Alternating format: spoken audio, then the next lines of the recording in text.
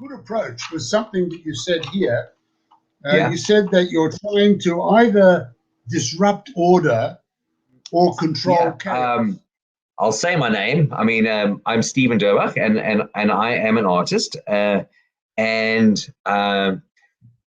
used to be a scientist about a dozen years ago or so, and I decided to become an artist. My real plan was actually I really wanted to forget completely about science. But then a strange thing happened. I was doodling, I was drawing, but I wasn't thinking about the drawing. I was literally just drawing. And when I looked down, I had this moment. I thought that I loved the drawing that I did, and I did it very subconsciously. But it was a drawing of a boat, and it had elements of evolutionary ideas, and I thought what might be ideas about time and space. The point is, it was full of what looked like ideas. Looked like interesting thoughts that had they weren't just about color and line. They were about something. They were about how I felt about the world, and they actually tapped into something that, as about a 13-year-old, a very strong sense of wanting to understand the mystery of the world. And I had that sense, now I'm jumping a bit, because I got this book called Life on Earth by David Attenborough. This beautiful illustrated book. And I grew up in South Africa. It was a very conservative place. And in that book was this amazing, there were illustrations of what the world must have looked like 300 million years ago. Like all these dinosaurs and jellyfishy kind of things that don't exist now. And I realized, and this will resonate with you, Tibor, is that I realized in that moment the world was not as it seemed. The world that was immediately in front of me was absolutely just an absolute tip of the iceberg about what the world actually was and the history of the world. And in that moment, I decided I have to know about this world. I have to know about what's beyond the surface, but what's beyond immediately what's in front of you. So that's what compelled me to study science. And when I came to Australia, and that's when I sort of decided to give up science full-time and become an artist and forget about science. But then in that moment in the studio, when I did that drawing, it brought back all of that, those ideas that made me realize what I really was interested in is the mystery that was in front of me that I couldn't understand, and I actually can't grasp. And I realized in that moment that that's what I wanted to do for the rest of my life. I wanted to go into that as deeply as I possibly could. And I thought, and I also think I realized in that moment that the way I could do that was in art. And I realized it wasn't science that was going to take me there. As an artist, I could do it because I could ask questions in the way I wanted to ask questions. And I wasn't restricted by materials or by, the limitations of the scientific method, or as I found it to be limited. So, and I felt art gave me this freedom to explore the world in the way that made the most sense to me. And I think that makes it a very personal thing. It's the way the world could make sense to me. It was that feeling. So it was completely based on a feeling. I started working for a few years, basically trying to develop ways of working, trying to develop a vocabulary, let's say, a way of, so once you have that initial idea, like what do you do with it? You have to develop the tools, you have to develop the ways of working. So what I did was I tended to look at the ideas that came from science, and I would make work based on those ideas. There were some interesting things happening which seemed to me to be based on ideas in science that I could use as in the methodology, converted into the methodology of art to make artwork. And I think the most significant work I made in that period was something I call fish-bird cross, there were two significant works, but that was the easiest to explain. It was just a simple geometrical cross where I exchanged bits from one drawing with bits of another drawing. And I just thought in that moment, that's like genetics in a very loose sense. But it's a principle coming from science, but yet I'm applying it to art. But what touched me about it, what affected me, was the fact that it was a science idea brought to art. But that I could, through art, tap into a deeper reality that science might be able to, find of value. Art can't help science come up with new directly through its own workings, because it's not working in the physical world. The science works on the materials it's working on, and it'll discover things. I can't bring something through my own methodology, bring something new into the science. Not into the science directly. What you can do, of course, is through your art, you can perhaps illustrate or demonstrate to the scientists a new way or a different way of thinking about their science. You can get them to step back and look at their science and interpret their science in the same way as you're stepping back and interpreting something about the world, and you might be able to communicate that through your art, and that might provoke or perhaps prompt the scientists to think about what they're doing in a more general sense rather than in the specific scientific sense. I think I was quite naive in what science can show, and that's part of the problem. I felt that art somehow was part of that scientific process. I think I saw it sort of conflated the two together, because and the reason was because I didn't have a strong sense actually about where science sat in the knowledge gathering systems that we have. And then that's always then been something of interest to me. So where does science sit and where does art sit? But what you gave me was a very strong sense of where what science can expect to discover about the world in a top-down approach. Also, that the things that you're discovering in science, what do they mean? And then you use the example of you had an interaction with Carlo Rovelli, the famous physicist, who also asked that same question. He wanted to know because he became doubtful about what his science could be saying. He wanted to know if it actually had any bearing on reality.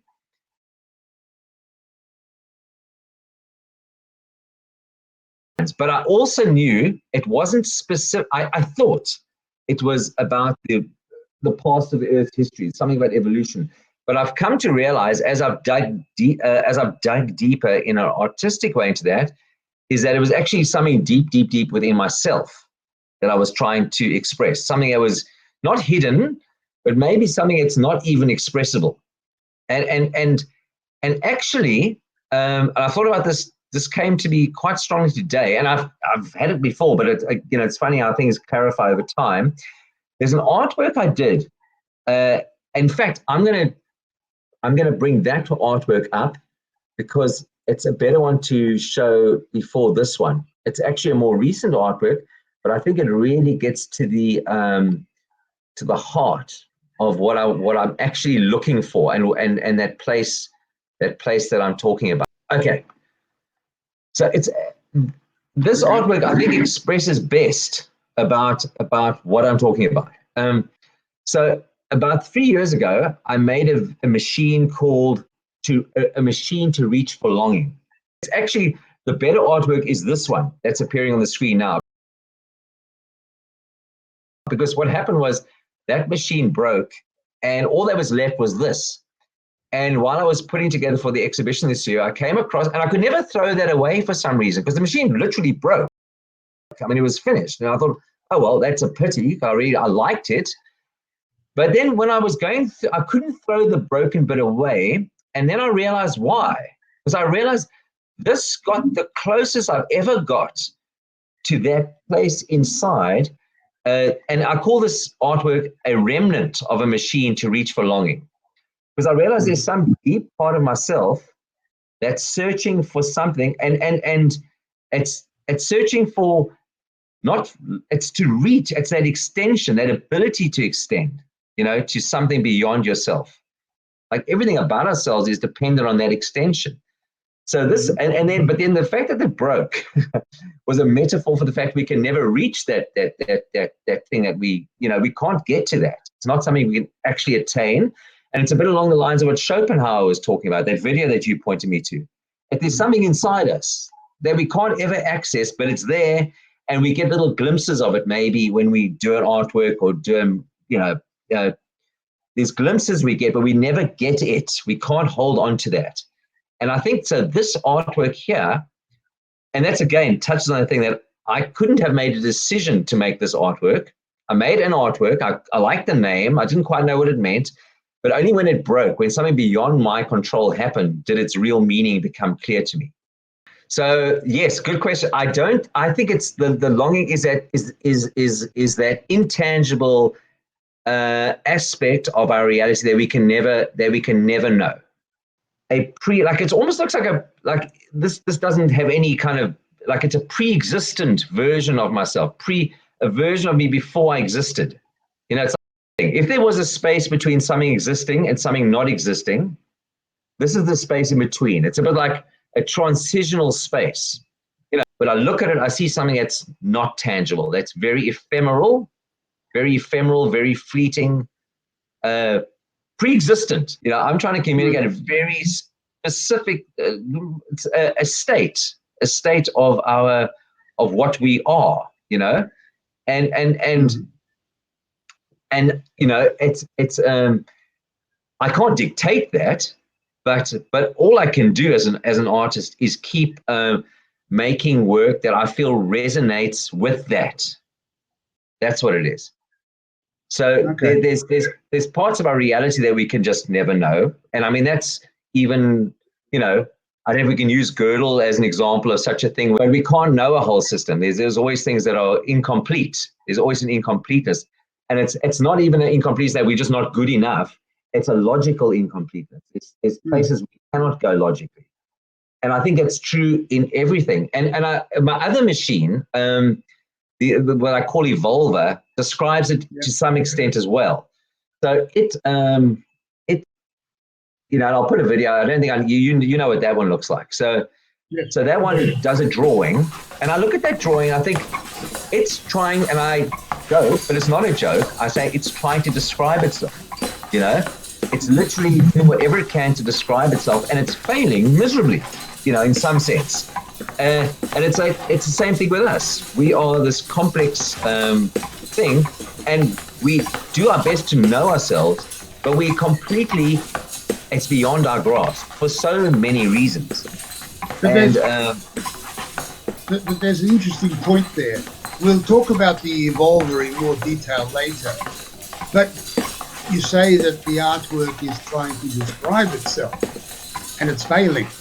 Can I suggest that this is actually also a two-part process? First of all, it is describing itself. And secondly, the failure is not that it's not describing itself. Maybe it's doing a very good job. What is the failure is that you and I look at this drawing and we can't understand what it's saying. So the problem is not with the machine, with the Evolver not describing itself. Maybe it's describing itself perfectly well. The problem is that on the outside, from outside the machine's environment and frame of reference, it's not possible to understand what it's saying. It would be a little bit like you opening up my head and looking at the neurons firing, and you see this wonderful pattern. And perhaps the pattern of these neurons firing would look exactly like one of these drawings of your Evolver machine. But from that, you can't tell what I'm thinking. Yeah. It's what you're talking about now. There is no way. There's no capacity to know the full thing. And I think that's what compels me. And I don't know if I think I know what you're saying. Like, I'm describing that. I'm trying to reach that point of expressing that idea in my art. And even unconsciously, that's what I get excited about when I feel it happening. But can I transcend that? Is it possible even to? I mean, is it even possible to do that? No, I can't even imagine what that would look like, because I really don't think that it's possible to transcend that. I don't think that it's a boundary that you can cross. So that's what I find beautiful. And I think it stems back again to my childhood. So I think a lot of things stem back to my childhood because I grew up in apartheid South Africa and religious conservatism, where everything was dogmatic. There was very little room for uncertainty, for those gray areas. They couldn't be tolerated. It's essentially an autocratic system.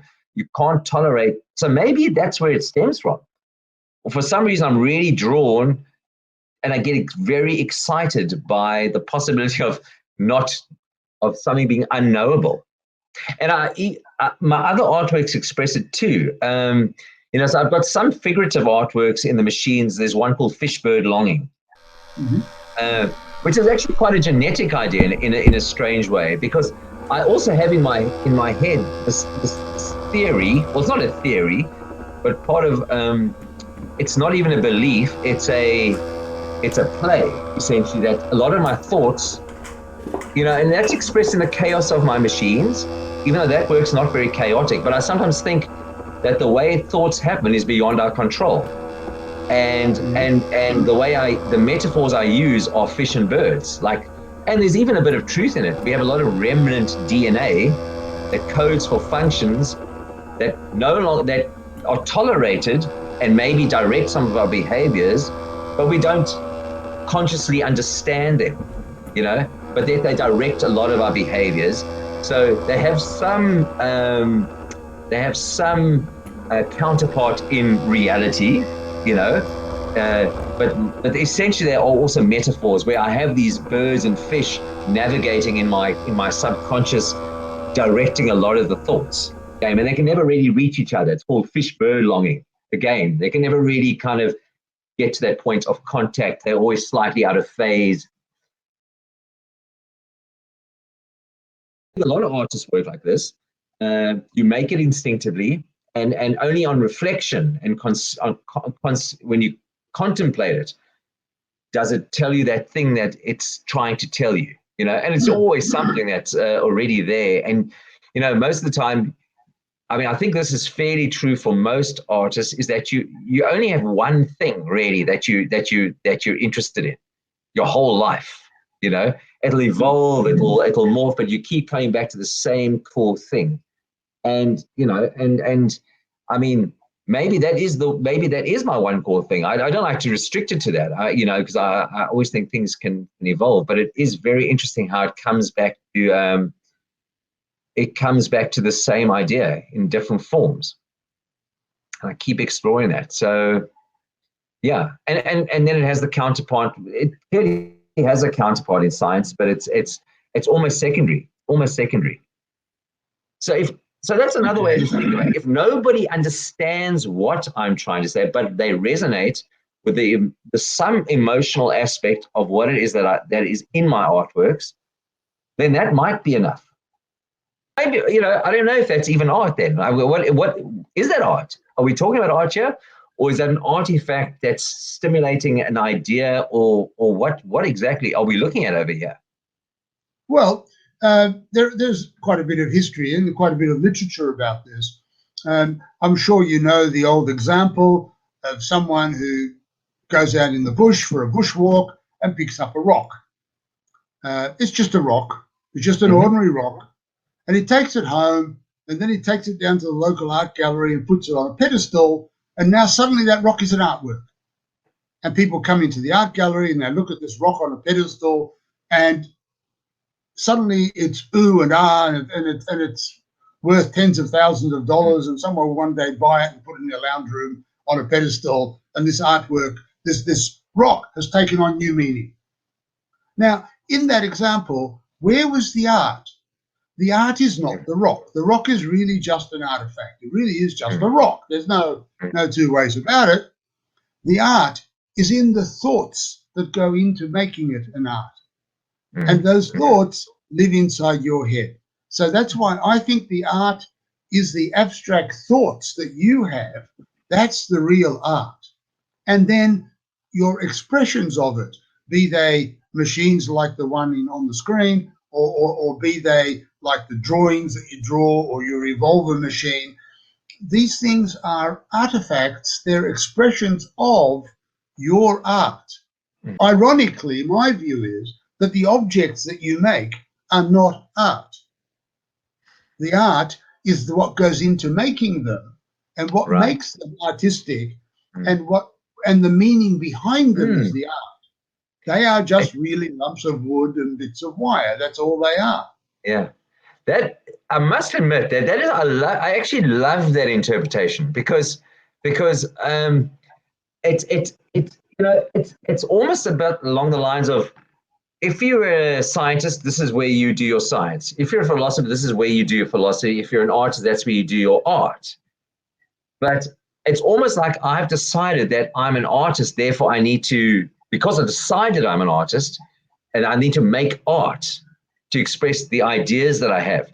The secret is in the meaning of the word artwork. If we take that literally, then the rock on a pedestal is an artwork. It's not a piece of art. It's an artwork. It's something that art has produced. It's the work done by art to put it on a pedestal and say, I'm trying to say something by being here. And I'm trying to say something which was in the head of the artist that put it on the pedestal in the first place. The challenge is for you to communicate what you feel to the outside world, to express that art, and for these artifacts to somehow be the language in terms of which someone might get to know what you think. Or to get to know what you feel. It may not have been something you think. It's funny that this piece, because yes, this is clearly, if we just take this piece, it's clearly not the most impressive, like I could show a drawing, but this one has the greatest emotional resonance for me, like the greatest, which is really interesting because it really is, as you say, a few bits of wire on a block of wood, quite fragile, quite, and that's, but I love it the most, almost because of all of that, like I have this great affinity for it. So, maybe I don't even quite know yet. There might be other layers as to why I'm so attached to it, but it's, that are actually worth exploring, because there's that one very interior one, but there's also this other thing, which is this, it's that fragile thing that it looks like it should be thrown out.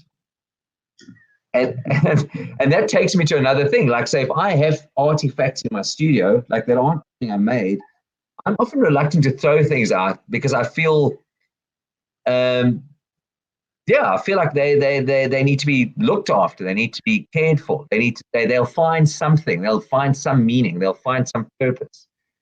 So if I take Evolver, it's a machine, but it's very chaotic. It's very wobbly. I like the fact that it clearly has not been engineered. It looks very, looks like it's about to, like it's not, the reason that resonates so much with me is very interesting. Like, what is it about that makes me really attracted to it, that unimpressiveness of it, that's a very good question. Like, I don't know if that could be something else entirely that's making me respond to it.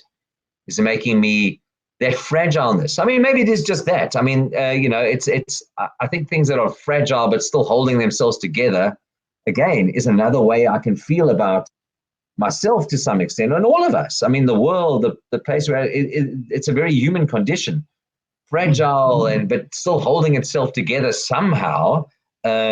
Unimpressive. Look, individually very impressed. Actually, how is this thing actually holding itself together? Elements of that also, like, touch me. I get touched by that. I look at things that are like, how is that still that should not still be together. That should have fallen down a long time ago, but yet it's still hanging in there. It's moving. You remember I told you about that example of that again, Evolver in a more primitive state when it fell apart in front of that physicist and how I loved it for doing that, even though at the moment it was like, oh, I can't believe it did that. But actually, I realized also that was the most amazing thing it could have done as an artwork, because it was prepared to die in front of the viewer. It was prepared, it was performing like a crazy, maybe that's what it is. It was performing frantically, trying to be impressive, trying to hold itself up as something really amazing to behold, and then it just collapsed. It showed itself for what it really was, a system that's going to come apart, that's very much on the edge and is not impressive, actually, but it's just there on the edge, like and for that, I loved it because it also revealed something in the viewer. It revealed something like that example of the artwork at Cyro, doing a performance. It didn't do what I wanted to do. The chain kept coming off. It was, but then what happened was all the scientists came together and they started trying to get it to put on. And then in that moment, it started doing a drawing independently, the machine, and it captured that, you know, in this, which I thought was it became, in that moment of vulnerability, it became something else, you know. And if an artwork can communicate that, so maybe that's what I hope for, reaching for that kind of longing. So the longing that I long, like, is that in these, is it reaches a vulnerability or some kind of point in between breaking and not breaking, which is very vulnerable, very transient, but very beautiful, very ephemeral. So you know, maybe that's to some extent what they're trying to express, because it's in those moments where I feel I'm most uncomfortable because, oh my gosh, my artwork just died in front of people. But at this very same time, it's like amazing that it was prepared to do that. You know, so thank you for doing that. You know, like that is all you can ask for. You know, that's the ultimate expression. You know, that it got to that end point in the middle of a performance, because nobody wants that, but it did do that, and somehow that is, I felt, quite beautiful. It probably starts at Evolver. The first artwork would be Evolver, where I realized that what I was interested in was, or what I built inadvertently, was a model of myself. But what that really means is that I'd made a thing that repeats in time, a dynamic system that has repetition in time, much like me. And the only and what it had in common with me, or that's what I felt, was that it had a regular, repetitive aspect that was very regular, but at its extremities, it was chaotic. And I thought that was a very interesting metaphor for who I was. But what really got me excited was I also noticed that it was an embodiment of a process. So it was called Evolver because it embodied this thing that was repeating in time, and introducing irregularities along, like every spinner would behave slightly differently after every turn. I thought that's a really interesting phenomenon. That's something that's repeating in time. So I became obsessed with the idea of things repeating in time, but where there were irregularities introduced. So the whole series of machines have that as their common central thread. They all have a regular repetitive core, but at the extremities they carry an irregularity. They are chaotic at that edge. And where that ties in with the drawings, so there's a very clear thread through the exhibition, which might not be obvious when you walk in and look around. But after a quick read, you'll see that I'm also interested in that whole, just the process of repetition, iteration, let's call it. But where the iteration is not the same every time, there's a bit of irregularity drawn in. So you see it with the machines, that's iteration in time. But what does a thing look like where there's iteration in space? So there's a series of drawings where I've got a building block, painted boats, where in a very processive way, I lay down building blocks, these boat building blocks, I call them, to make a processive drawing. And the irregularity is, every time I draw it, it's going to be slightly different. And there's a feedback in it, in that it's dependent on exactly what the boat was doing, the preceding boat looked like, and how it was shaped. So that is an overall effect, which you call, it has an emergent effect, where I can't. And what excites me about that, and the same thing that excites me about the machines, where there's irregularity, I can't predict what it's going to do. In the drawing, because of that irregular iteration, when I step back, the result's unpredictable. So that excites me the whole way through the drawings. I don't know what it's going to look like at the end, but I know there's going to be an emergent effect because of the feedback and the way the boats are interacting. I know it's going to surprise me. I know it's going to, and that's emergence. When you have little things interacting at a certain level, the next layer up, you don't know what the result's going to be, but it could well be interesting. And in this case, I'm compelled to do them because it always turns out to be interesting. That's classic complex systems theory and classic chaos theory. That's exactly what chaos theory is, and and complex systems theory is. It's all about the emergence of unpredictable, iterative behavior on some larger scale, which is perfectly deterministic, and yet it obeys all of Newton's laws. It doesn't break any laws of physics, and yet at the same time, it is utterly unpredictable and looks utterly random. And that emergent randomness and unpredictability is a feature of all complex systems. The weather is a good example of that. Every air molecule behaves exactly as an air molecule should. It bumps into the air molecule next to it and bounces off exactly as an air molecule should, and yet the weather never repeats. You never get the same climate or the same weather. So that kind of emergence is fascinating, and it's fascinating at every level. It's fascinating in the real world. It's fascinating in the weather, just as it is fascinating inside your revolver machine. It's all the same ideas and all the same theory being played out in different scenarios.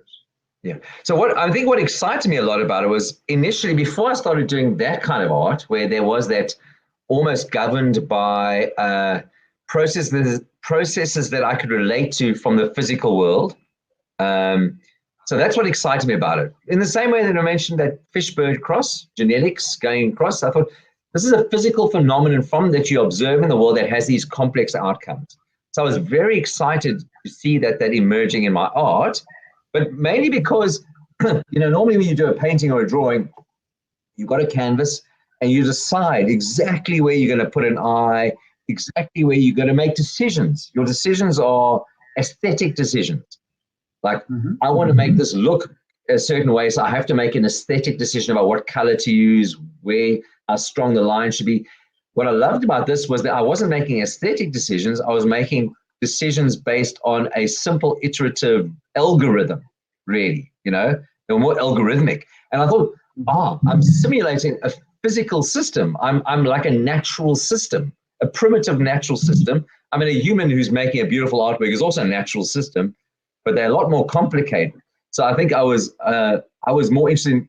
I got excited because I always did get excited when I read my first book on complexity by Roger Lewin. I mean, it was another one of those moments when I thought, oh my gosh, this is the most fascinating thing I've ever read. How can I access it? I could never access it as a scientist. I promise you, when I was doing genetics and microbiology, I was looking for that. I couldn't find it because I didn't know how to look for it, and it wasn't what I was meant to be finding. So it's just as well I didn't find it. But when I managed to tap into it as an artist, I was just very, very excited by that. And I'm not sure why I find that so exciting, but it was just tapping into a physical phenomenon, a regularity of the universe, and being able to express that through art. That was really what got me excited about that. Well, going back to your career as a geneticist, if you were looking for that complexity down at the level of the genetics, then really what was happening is you were looking for it in the wrong place. You don't see the complexity at the scale of the components. The complexity is emergent. So you would have to be doing biology or studies of different species, or you'd have to look at the theory of evolution, you'd have to look at ecosystems and so on, and you look at the relationships between all the constituents in an ecosystem, each component of which is driven by its own genetics. So the genetics is down there somewhere, but the complexity is apparent only at a higher level. So in a way, you're looking for the complexity in the wrong place. Then, as you move through the exhibition, I think there's the machines that repeat, there's the boat building blocks that repeat, and then I think it culminates in the chaotic self-portraits, which are somehow where I have a system where I'm trying to basically, I got excited about what Evolver was doing, the drawings it was making, failing to describe itself. I thought, can I use that same principle to make a face, that same idea of repetition to do a self-portrait? So in other words, process-driven. And the answer to that was it was about, on the one hand, on Evolve, you've got something that's highly ordered. That's no good because a face is not a highly ordered thing. And then on the other hand, on the extremities, you've got this highly chaotic thing. So there's no chance of getting a face there either, unless you're really lucky. It's a bit like the monkey typing William Shakespeare. It's only going to happen once every 20,000 years, and I can't wait that long. So I came up with a way of basically disrupting the order, but somehow controlling the chaos. And that was done by decoupling some of the feedback from my hand. So I can make very linear decisions about how to draw a face. If I want to make it, I can be very clear and concise about that. But if I decouple some of the nuanced feedback, then it becomes a bit chaotic. But it still is able to describe something. And then it became a repetitive process, much like the machines, but where I've decoupled some of my. So instead of going looking for order, looking for more feedback, I just removed feedback from a system that already had a lot, and that was me. So I removed a lot of my own feedback, and then I was able to make this what I call chaotic self-portraits. So again, it's all about not trying to describe the exact features of a face, but it's the dynamics of who we are in a portrait rather than a. So it's another kind of portrait. Evolve is a kind of portrait as well. But then so is this, but it's less about what we look like, but more about that we are these things that sit between order and chaos. I think that sums up the thread of the logic that runs through the exhibition. And it's called Wobbly Machine because, again, the thing that ties it together is that I am this wobbly machine, making all these wobbly machines. There we go.